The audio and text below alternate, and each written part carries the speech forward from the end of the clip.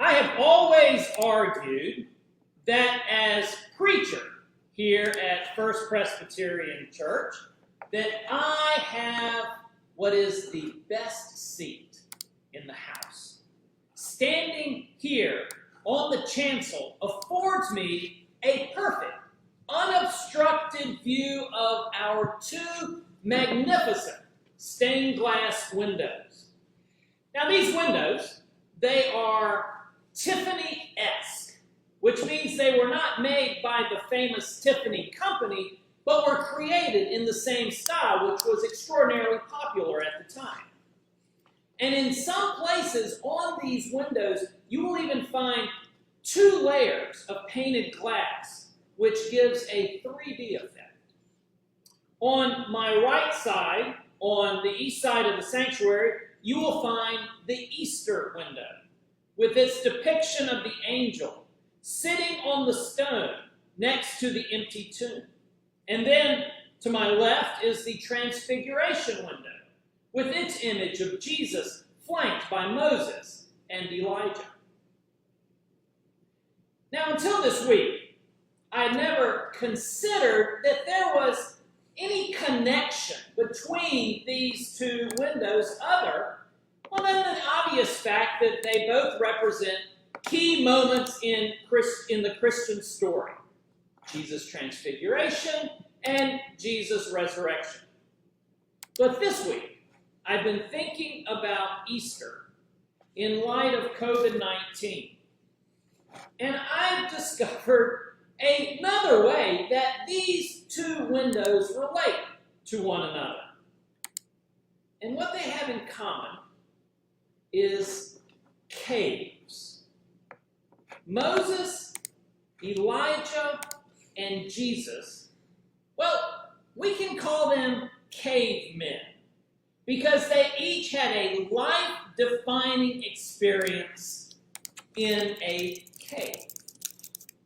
This week I've been thinking about caves as a metaphor for our lives now under COVID-19. We've all retreated to our own personal caves as means of practicing social distancing, of maintaining a physical distance from other people so as to slow the spread of this deadly and highly contagious virus.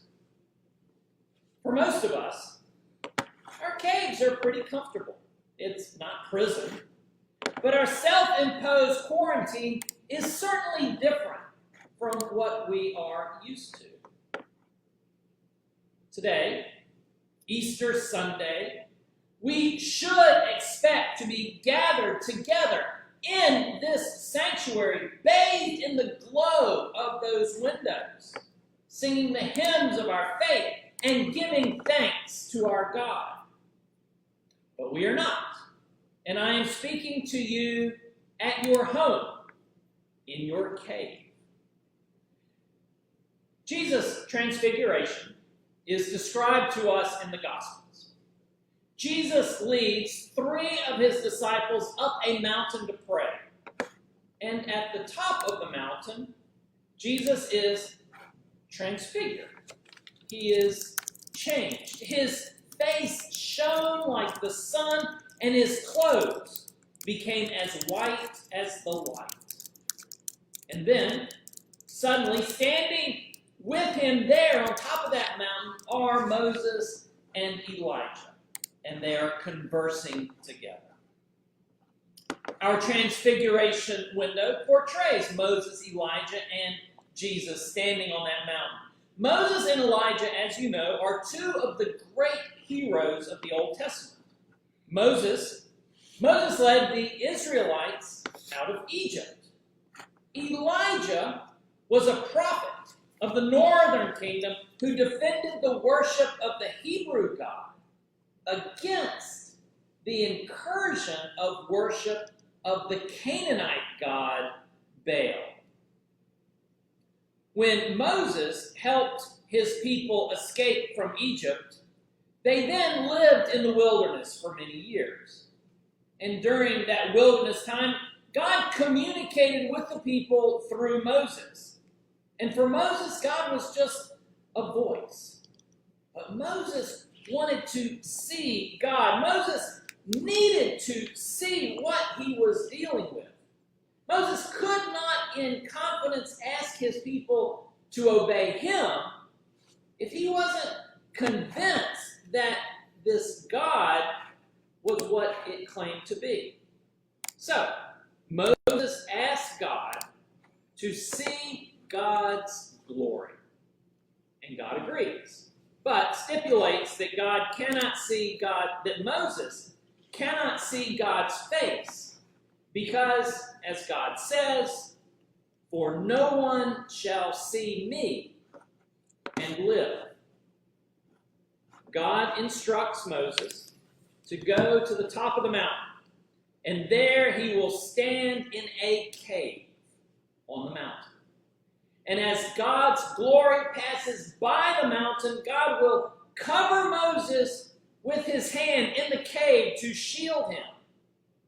And then, as God is headed away, the hand will be removed and Moses will be able to see God's back from the cave.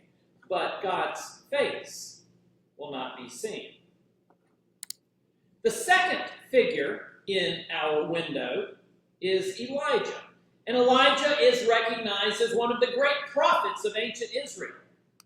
On Thursday of this week, as Jews celebrated Passover with a Seder meal, they set an extra cup at the table. They set it there for Elijah. Elijah served God in the 9th century BC, during the reign of King Ahab. And under King Ahab, the Israelites' worship of the god Baal increased. And this was due in part to Ahab having married the Phoenician princess Jezebel, who herself was a priestess of Baal. Elijah preached vehemently against this worship of Baal by the Israelites, and this put him at odds, of course, with the king and the queen. And this leads, ultimately, to the great showdown between Elijah and the prophets of Baal in that contest on Mount Carmel, a contest to determine whose God could bring fire from the heavens. And then, when Elijah and his God win, Elijah has the priests of Baal executed. And so in retribution, Jezebel orders Elijah's death, and Elijah is forced to flee the country. Certain that all is lost, Elijah runs as far as he can out into the wilderness, and then he lays down under a tree to die. But God sends an angel with bread and water for Elijah, which provides him the strength to continue on. And he travels on some more until he comes to a cave where he spends the night. The voice of God comes to Elijah in that cave and asks what he is doing there. And Elijah has explained to God that he has caved in to the pressure. All is lost. He is the last of the prophets, and now Jezebel's people intend to kill him. So God orders Elijah to get up and go out of that cave and stand on the mountainside. Elijah does so, and a great wind blows up. But God is not in the wind. And after the wind, there is an earthquake, but God is not in the earthquake. And then there is fire, but God is not in the fire either. And then there is the sound of sheer silence. And that is God. And God gives Elijah instruction to go back to work as a prophet. And he obeys. In our gospel reading for today, we encounter the familiar passage of Jesus in a cave. This cave is a tomb. It's a tomb cut into the rock for the purpose of a burial. After Jesus' trial he is executed by crucifixion. His body was placed into this tomb, and this tomb was then sealed with a large stone. But when the Sabbath had passed, two women, Mary Magdalene and another woman named Mary, they go to this tomb where Jesus' body has been placed. And when they arrive, the ground shakes. An angel of the Lord appears and pushes the stone away from the entrance of the cave. And then the angel sits on that stone. This angel, well, it looks like lightning. And its clothes are white like snow. The guards at the tomb, they are paralyzed with fear. The angel speaks to Mary, saying, "Do not be afraid.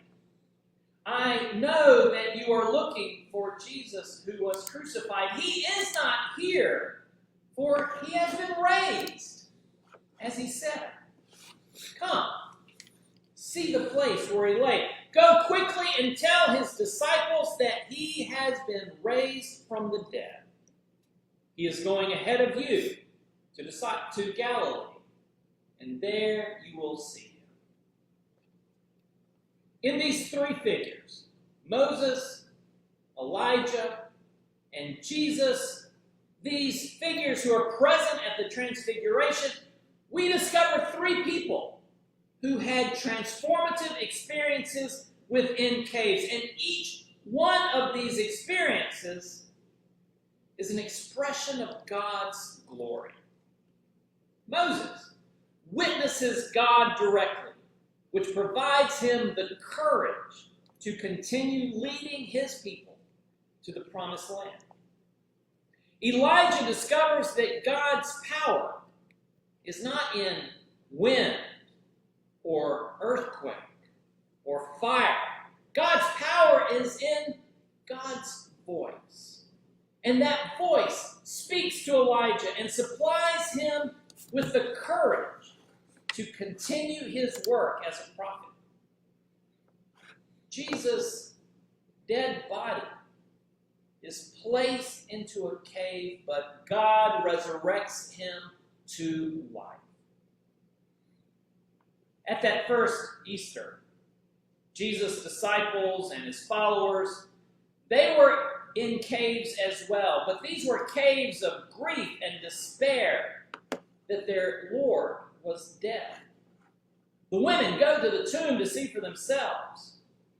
The rest of the disciples remain trapped in their own caves, unable to escape. These are their caves of fear. But the angel sends the women back to the disciples with the message that Jesus has been raised. But why does he send them to the disciples? I mean, at the end, hadn't they failed Jesus miserably? They denied him. They abandoned him. They ran for their lives. Were these people worthy to be disciples? No, of course not. No, they weren't. But God sends the sinners, the failures, the lost, the scared, the weak, with the promise of renewal. This renewal is salvation. In the great covenant that God makes with Abraham, and in the many ratifications of that covenant since, God has always promised to stay with us, to watch over us, to bring us salvation. Time after time when we have been unfaithful, and God really should have just kicked us to the curb, God sticks with us. God upholds that covenant.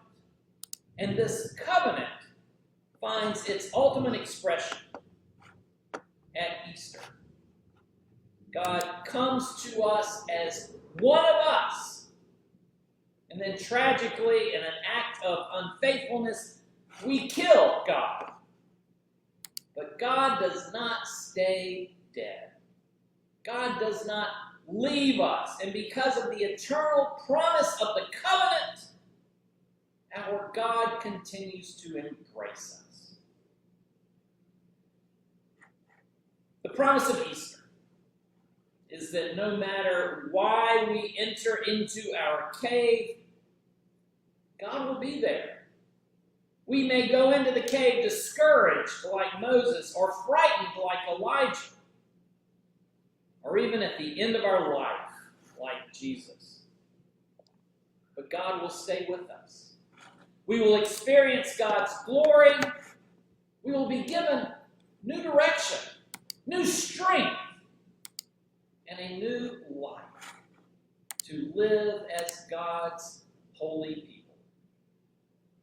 On this Easter Sunday, we are, all of us, cave women and cave men. And we'll need to stay that way until the virus is cleared. But when we do emerge from our caves, our God will be with us, and we shall have new life.